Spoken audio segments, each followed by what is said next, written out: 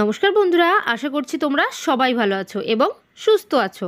আমি রাখি, আমার চ্যানেলে তোমাদের সবাইকে জানাই অনেকটা স্বাগত।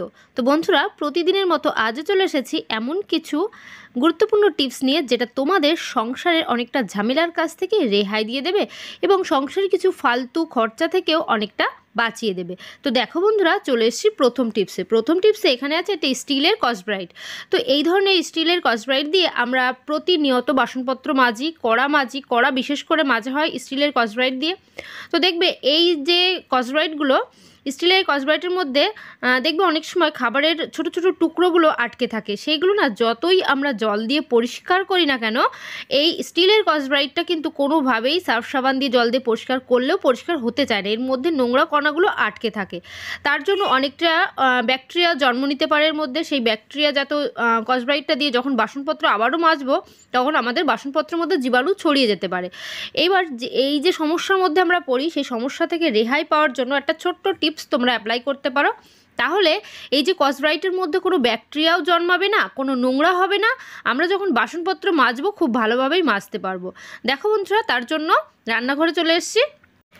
এবার একটা কাঁটা চামচের মধ্যে কসব্রাইট, এই যে স্টিলের যে কসব্রাইটটাকে ভরে নিলাম। ভরে এইভাবে আগুনের মধ্যে এইভাবে উল্টে পাল্টে কিন্তু ছেঁকে নেব।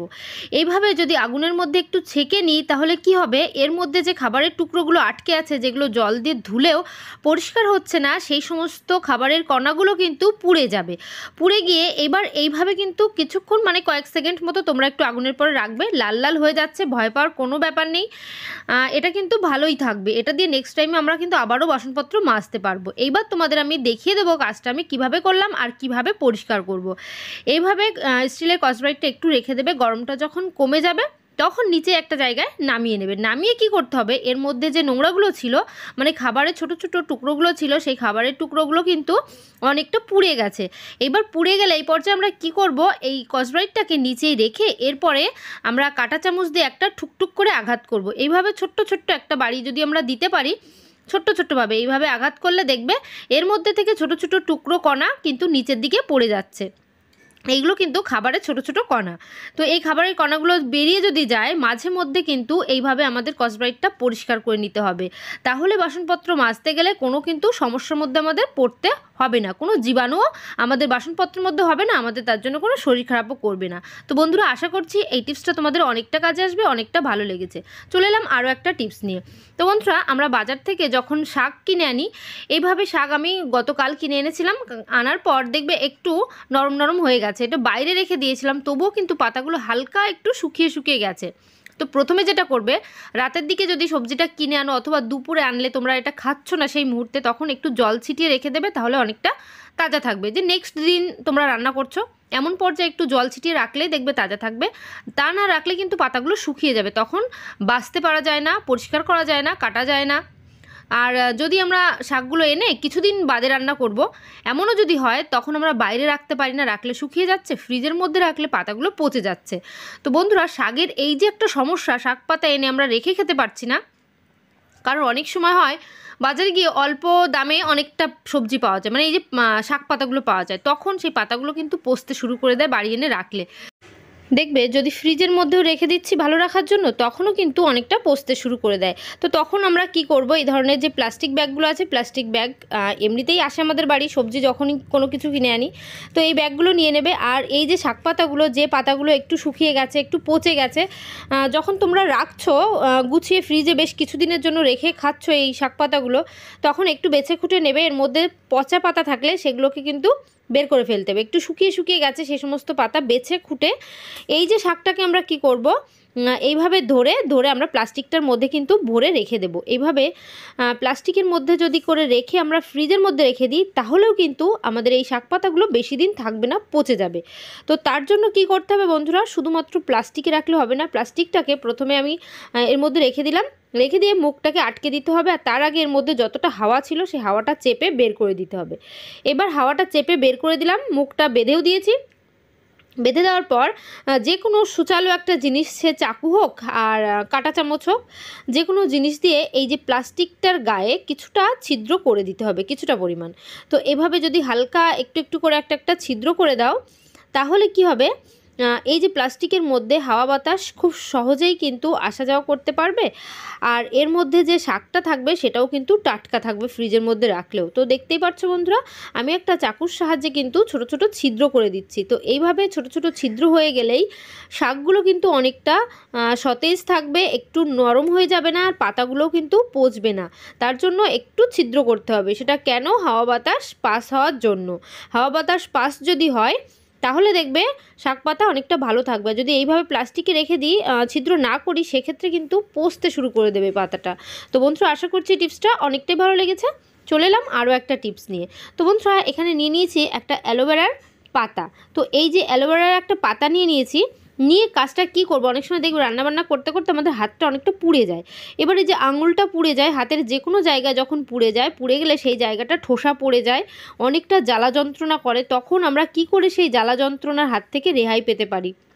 নিয়েছি অ্যালোভেরার একটা পাতা, উপর থেকে একটা খোসাটা তুলে দিচ্ছি, মানে চাকুর সাহায্যে কিভাবে কাজটা করলাম তোমরা দেখতেই পেলে।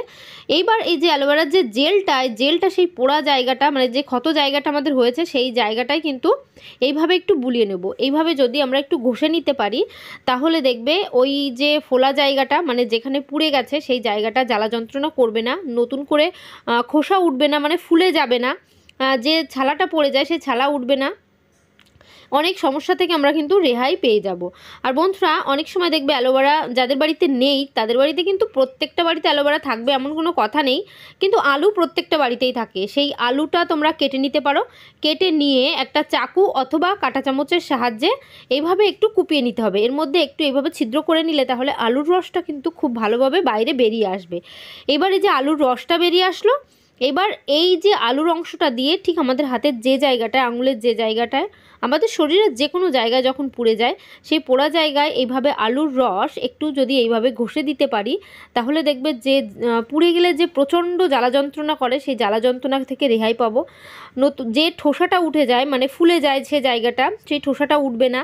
আবার কি হবে, অনেকটা সময় হাতে পুড়ে গেলে না দাগ পড়ে যায় প্রচুর। সেই দাগটা কিছুদিন যদি আলুটা দিয়ে এইভাবে একটু যে কোনো জিনিসের খোঁচা দিয়ে রসটা বের করে কিছুদিন বাদে বাদে, আমরা 1-2 দিন বাদে বাদে এভাবে আলুর রসটা দিয়ে একটু সেই জায়গাটা ঘষে দিতে পারি, তাহলে দেখবে পোড়ার যে একটা দাগ থেকে যায়, সেই পোড়ার দাগটা কিন্তু আর হবে না।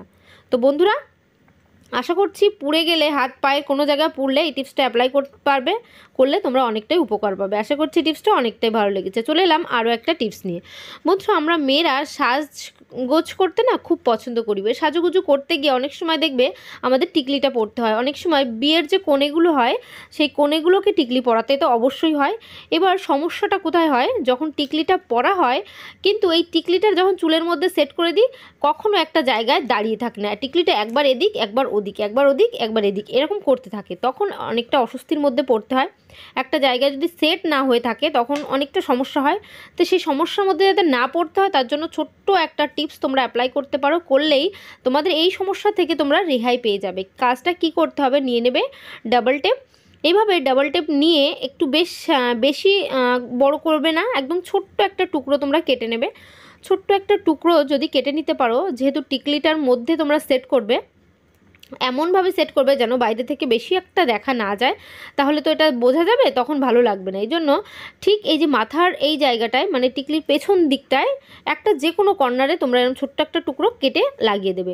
লাগিয়ে তোমরা কপালে যেখানে টিকলিটা পরতে হয় ঠিক সেই জায়গায় যখন এইভাবে সেট করে রেখে দেবে, সেট করে রাখলে তাহলে দেখবে আর কোনো সমস্যা হবে না।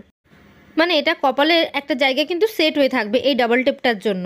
এবার আমাদের এদিক ওদিক যতই আমরা নাড়াচাড়া করি না কেন, টিকলিটা কিন্তু কপাল থেকে একটা জায়গাও মানে সরবে না, তখন আমাদের সমস্যার মধ্যে পড়তেও হবে না। তো বন্ধুরা, আশা করছি আমার এই টিকলির এই টিপসটা তোমাদের অনেকটা কাজে আসবে আর অনেকটাই ভালো লেগেছে। যদি ভালো লাগে একটু কমেন্ট করে জানিয়ে দিতে কিন্তু ভুলবে না। তো বন্ধুরা, চলে এলাম আরও একটা টিপস নিয়ে। এখানে আছে একটা দেশলাই আর আছে একটা লাইটার দিয়ে তো আমরা গ্যাস ওভেনটা জ্বালিয়ে নিই, কিন্তু লাইটার দিয়ে গ্যাস ওভেন ছাড়াও আরও অন্যান্য কিছু কিন্তু আমরা জ্বালাই। যেমন প্রদীপ যখন সন্ধ্যা দিই, পুজো দিই, তখন কিন্তু প্রদীপ জ্বালাতে হয়, অনেকটা সময় ধূপ ধরাতে হয় ঘরে, সে সমস্ত জন্য না দেশলাই লাগে। এবার এই দেশলাই দিয়ে যখনই আমরা কাঠিটা ধরাই, আমাদের কাজটা কমপ্লিট হতে না হতেই কিন্তু দেশলাইয়ের এই কাঠিটা পুড়ে যায় খুব তাড়াতাড়ি। কিন্তু এই যে কাঠিটা পুড়ে যাচ্ছে, তখন আমাদের অনেকটা সমস্যার মধ্যেও পড়তে হয়। তো তাড়াতাড়ি করে যাতে আমাদের কাঠিটা না শেষ হয় তার জন্য আমাদের ছোট একটা টিপস আমরা অ্যাপ্লাই করতে পারি। সেই টিপসটা কি? আর আমাদের দেশলাইয়ের কাঠির যে প্রবলেমের মধ্যে আমরা পড়ছি, যে অনেক তাড়াতাড়ি ফুরিয়ে যাচ্ছে, যে কাজের জন্য আমরা এটাকে ধরাচ্ছি সেই কাজটা কমপ্লিট হওয়ার আগেই কিন্তু দেশলাইয়ের কাঠিটা শেষ হয়ে যাচ্ছে। তো তার জন্য আমরা কি করব, দেশলাইয়ের কাঠিটা যাতে দীর্ঘ সময় জ্বলতে পারে, অনেকটা সমস্যার মধ্যে আমাদের না পড়তে হয়। তো বন্ধুরা, আমরা সেই পর্যায়ে কি করতে পারি, এখানে আমরা কিছুটা কাঠি বের করে নিয়েছি। এইবার এই যে কাঠির মধ্যে এমন কিছু করব, করার ফলে কিন্তু দেশলাইয়ের কাঠিটা দীর্ঘ সময় জ্বলবে, খুব তাড়াতাড়ি কিন্তু নিভে যাবে না। তার জন্য নিয়ে নিয়েছি নেল পলিশ। এই যে নেল পলিশ আমাদের মেয়েদের প্রত্যেকটা বাড়ি কিন্তু থাকে। সেই নেল পলিশ দিয়ে এইভাবে ঠিক দেশলাইয়ের কাঠির যে বারুদটা আছে, বারুদের ওই জায়গাটায় আমরা কিন্তু নেল পলিশটা লাগিয়ে দেবো। মানে এই যে একটা নেল পলিশের যে কোট আমরা করে দিচ্ছি, কোট করে দিয়ে তারপর এটা কিন্তু বেশ ভালো করে শুকিয়ে নিতে হবে। বন্ধুরা, শুকিয়ে তারপর যখন আমরা এটাকে ধরাবো একসঙ্গে করে, দেখো দুটো দেশলাইয়ের কাঠি আমি ধরিয়ে দিয়েছি, এইভাবে ধরাবো। যখন ধরানোর পরে দেখবে যেহেতু নেল পলিশের একটা কোটিং আছে বারুদের উপর, এই জন্য এটা কিন্তু বেশ কিছুটা সময়, যতটা তাড়াতাড়ি ফুরিয়ে যাচ্ছিলো আগে আগুনটা, ততটা তাড়াতাড়ি কিন্তু ফুরাবে না, একটু সময় কিন্তু অবশ্যই নেবে। তো আশা করছি বন্ধুরা এই টিপসটা তোমাদের অনেকটাই কাজে আসবে, অনেকটাই ভালো লেগেছে। তো চলো বন্ধুরা, আজকের ভিডিও আমি এখানে শেষ করছি। সবাই ভালো থাকবে, সুস্থ থাকবে। তো চলো, বাই, টাটা, আবার নেক্সট ভিডিও তাড়াতাড়ি দেখা হচ্ছে।